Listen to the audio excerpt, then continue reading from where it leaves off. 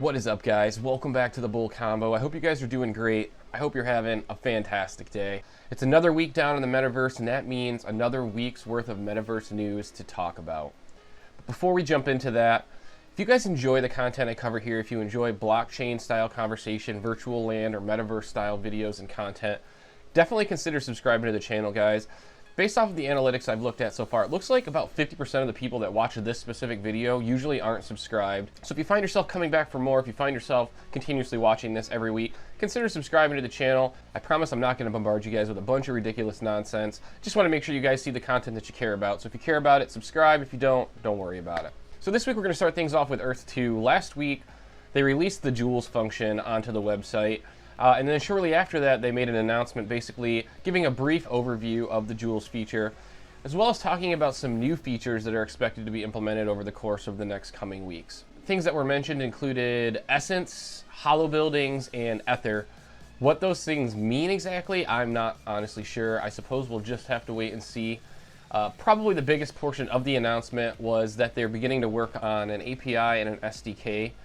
We're going to have to see exactly how this works. I have no idea what this will entail, what this will look like, what kind of features this would come included with. I know that there are some other Metaverse platforms that utilize SDK packs for their build tools, etc. So a lot of things are in flux with the Earth2 platform right now, so it looks like there's going to be a lot of waiting until those things are released. It was another great week for the Sandbox. It was week 3 of the Summer Jam land sale. Now, while this was a smaller sale with only about 300 regular lands, as to be expected, all the lands sold out within a matter of a couple seconds. All of these sales have been going extremely quickly. It's pretty clear that the demand has gotten so high that they're actually going to be changing the way that the sales work starting next week. They're going to be implementing a queuing system to try to make it a little bit fairer for people to get access to these lands or have a chance to score a land.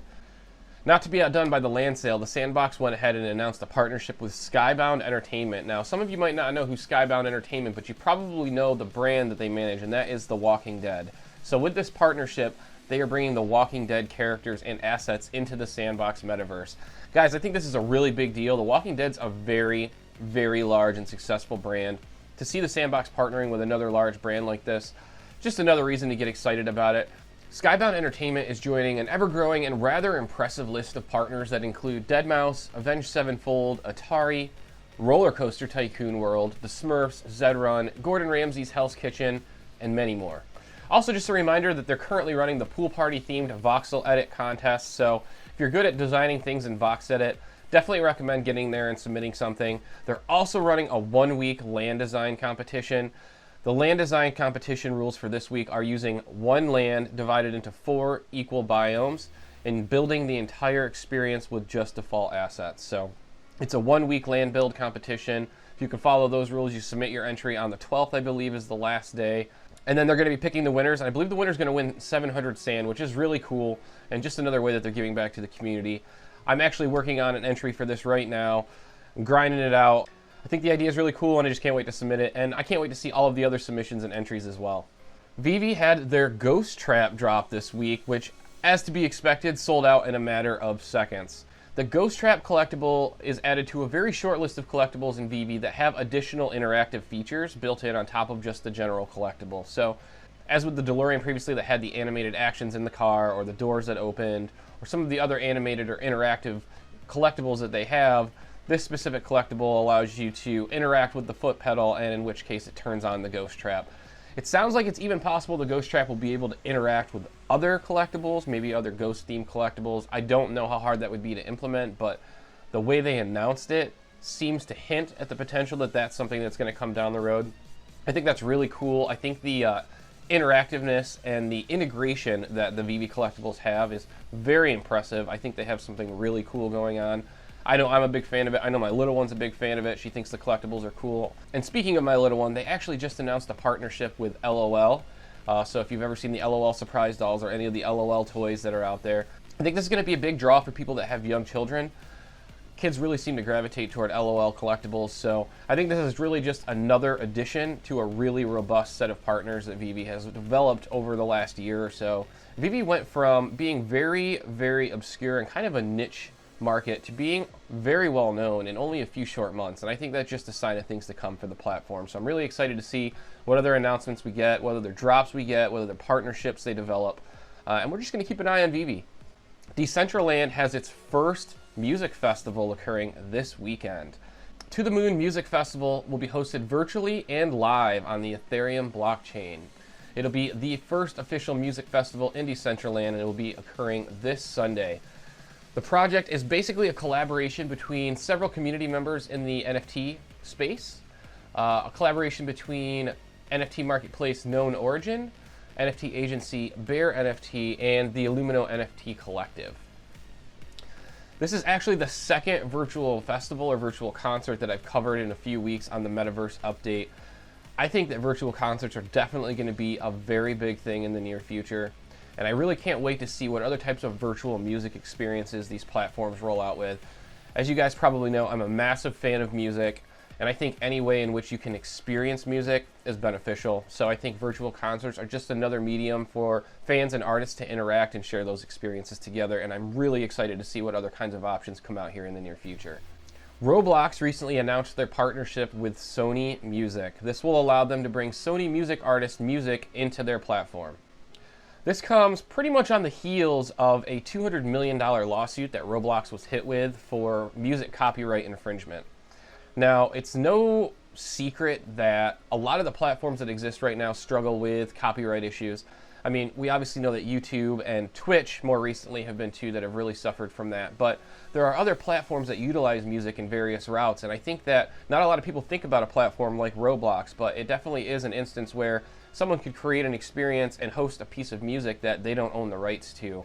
And so I can understand why there's the potential lawsuit obviously filed there, but I can definitely understand also why Roblox is pursuing this partnership, because it makes a lot more sense to have this agreed upon or licensed partnership with a record label that provides you this type of music that you can use. I think it'll be very beneficial for the platform as a whole, and I think it was kind of required at this point just because of the way the Roblox is structured. Being able to host any type of content at all definitely creates some copyright issues, so I think they're doing themselves a major favor just by creating a partnership with an actual music brand, with a music label that can provide them some of that music without having to worry about the licensing issues. Very cool stuff here from Roblox. All right, guys, and my last topic for this week's Metaverse update was regarding OVR. So some of you might be familiar with OVR or OVR Land. It's a virtual land platform, but they also specialize specifically in AR, augmented reality, and they just recently announced an augmented reality or AR chat, as well as some advanced AR chat features. I really think OVR and OVR Land as a brand and as a platform is doing an excellent job mixing AR with the virtual land and metaverse concept. They may very well be the first company to make that type of experience a mainstream accessible experience. Their platform's fairly robust, their mobile platform, and it sounds like they've made some major improvements with this update. In addition to the updates to AR chat, they've also added a feature that allows you to share a link directly to your land in OVR Land. It sounds like you can build these AR experiences on that land, so being able to share the link to that land so people can visit it is obviously a major tool or a major feature to be included. I'm definitely going to be keeping an eye on OVR Land. I really like some of the concepts that they've been working on. I really like their focus on AR. I think AR is a very big deal right now. I actually just had an article shared with me a few minutes ago referencing Niantic, the company that owns Pokemon Go, and how they're allowing developers to utilize their AR technology that's just been called the map. But it basically allows people to create AR or augmented reality experiences that are geolocation based. And for those of you that might have seen my previous video I released a couple weeks ago regarding the future of the metaverse, I definitely think that AR may be the route that the metaverse eventually travels. I do think in some regards VR is sort of limited. It's a little bit restrictive in the way you access it, and it definitely looks like corporations are moving that AR route quicker than I was even expecting. It's really interesting to see AR taking on this new meaning or this new level of importance inside of metaverses and virtual land, and I think really the only thing we can do is just kind of keep an eye on this, see how it develops, and then, take a look at some of the platforms that are working inside that space and see what interests us.